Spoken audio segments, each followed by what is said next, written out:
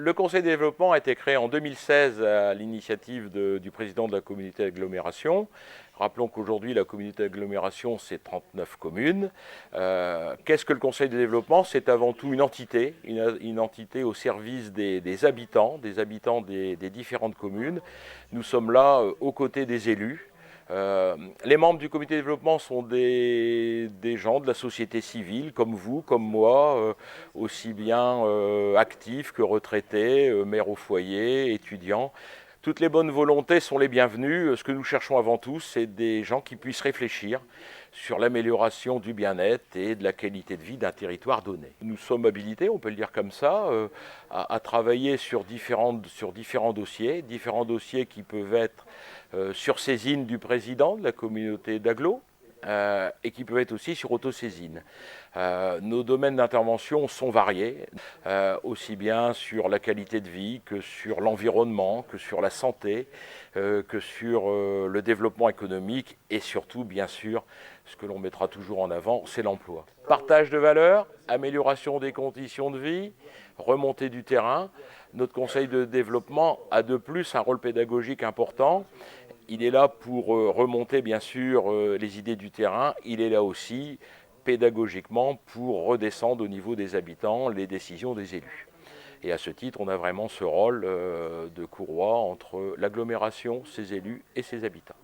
Nos travaux sont basés sur différentes recherches avant tout des membres de notre conseil de développement, discussions, entretiens avec les élus, avec des personnes donc qualifiées ou spécialisées sur des domaines particuliers qui nous intéressent bien sûr afin de faire une proposition au président du conseil communautaire.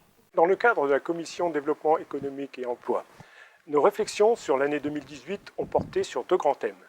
Le premier thème, une étude de marché sur l'utilisation des produits à 100% locaux. Je rappelle que ces produits sont potentiellement générateurs d'emplois.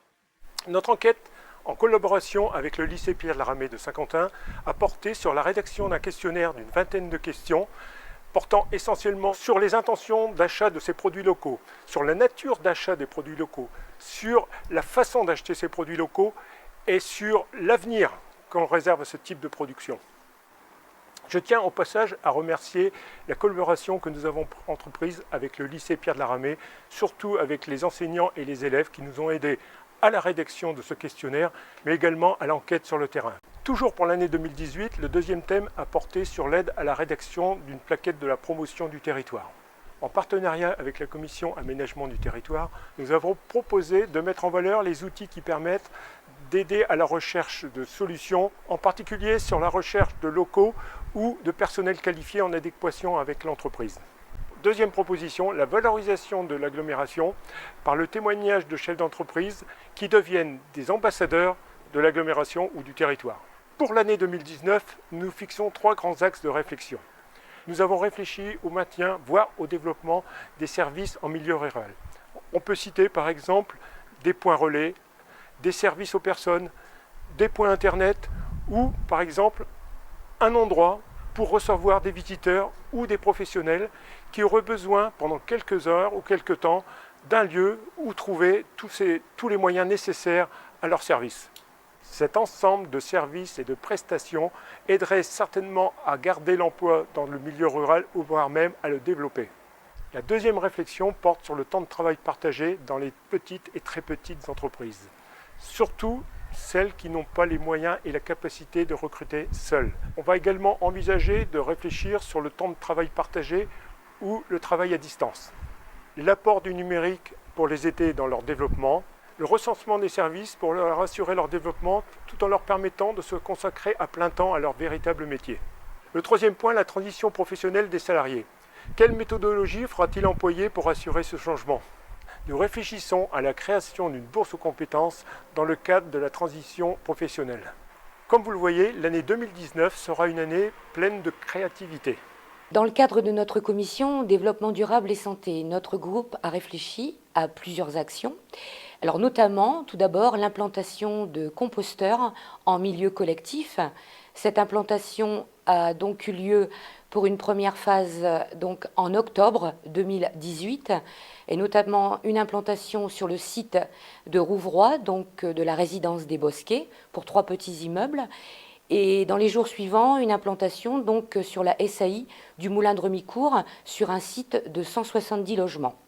Nous avons une participation donc des résidents et qui donc se sont très bien accoutumés et habitués à déposer donc leurs déchets dans ces composteurs. Dans le cadre de notre commission développement durable aussi, nous avons travaillé sur tout ce qui est plan énergie-climat.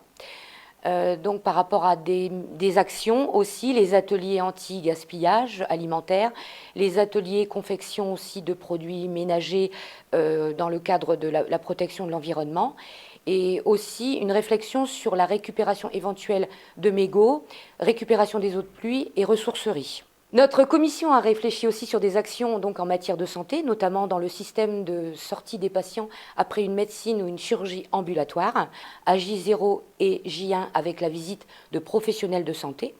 Par rapport à cela, donc, nous avons une rencontre en janvier 2019 avec l'ARS, avec la région, des médecins, infirmiers, directeurs du secteur public et privé. Et ensuite, donc, nous travaillons également sur tout ce qui est dépistage, prévention et suivi du patient dans sa globalité. Dans un premier temps, nous avons mis en place un questionnaire sur les habitudes de covoiturage des habitants de l'agglo du Saint-Quentinois. Et nous avons travaillé avec Hauts-de-France Mobilité afin de pouvoir étendre le système de la centrale de mobilité Passe-Passe. Et nous avons eu une rencontre avec leur service le 20 novembre 2018. Pour la valorisation des terrains et des locaux, nous avons réfléchi à la mise en place d'un catalogue numérique destiné aux investisseurs qui souhaiteraient venir sur le Saint-Quentinois.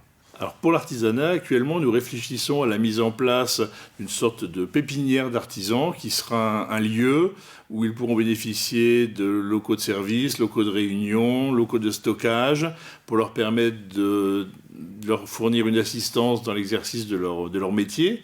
À cet effet, nous sommes allés à Marquette-les-Lilles le 10 décembre 2018 pour visiter le village d'artisans, qui est un village d'artisans précurseur, un des premiers qui a été fait et qui nous a permis de prendre l'expérience et de pouvoir réaliser au mieux cette infrastructure sur le Saint-Quentinois.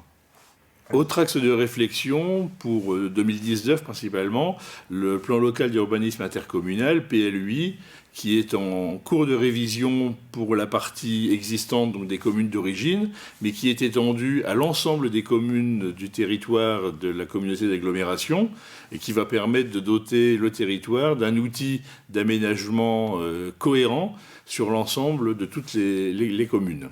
Et pour finir, en association avec la commission Attractivité et Cadre de Vie, nous allons mener une réflexion sur le tourisme fluvestre. Le tourisme fluvestre, c'est l'ensemble des actions à caractère touristique, économique et de loisirs qui vont découler de l'utilisation du canal. Voilà donc l'ensemble des activités qui ont été réalisées par la Commission Aménagement du Territoire. Certaines sont en cours d'opération depuis le début de l'année 2018 et d'autres vont être étudiées dans le courant de l'année 2019. La Commission Attractivité et Cadre de Vie a réalisé en 2018 5 projets. Le premier porte, avec l'agglomération, sur un état des lieux de l'ensemble des chemins de randonnée du territoire. Le point Y à Saint-Simon et les peupleraies du Val-de-Somme. Il nous reste à faire la Paturelle au départ de Saint-Quentin, la Pierre à Bény au départ de Tuny-les-Ponts et Fontaine au départ de Serecourt-le-Grand.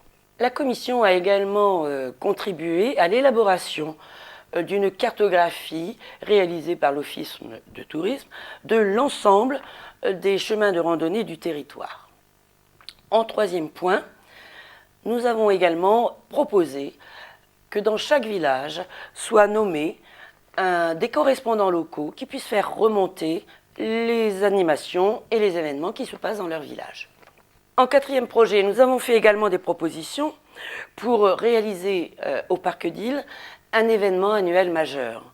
Ça a donné la fête du Parc d'Isle, avec des originalités de type déambulation d'artistes de rue, de type marché de produits locaux, de type animation musicale. Et enfin, pour terminer, nous avons été consultés pour l'élaboration du nouveau site numérique de la communauté d'agglomération, où nous avons suggéré que puisse se faire une recherche d'informations par public, que ce soit famille, seniors, jeunes, entreprises, qu'en un seul clic, on puisse trouver toutes les informations nécessaires à notre profil. Nous avons également suggéré que soient mis dans chacune des communes les points majeurs de cette commune. L'ensemble de ces projets que je viens de vous citer, en fait, crée une dynamique qui appelle d'autres projets dont vous entendrez parler, je pense, dans le futur.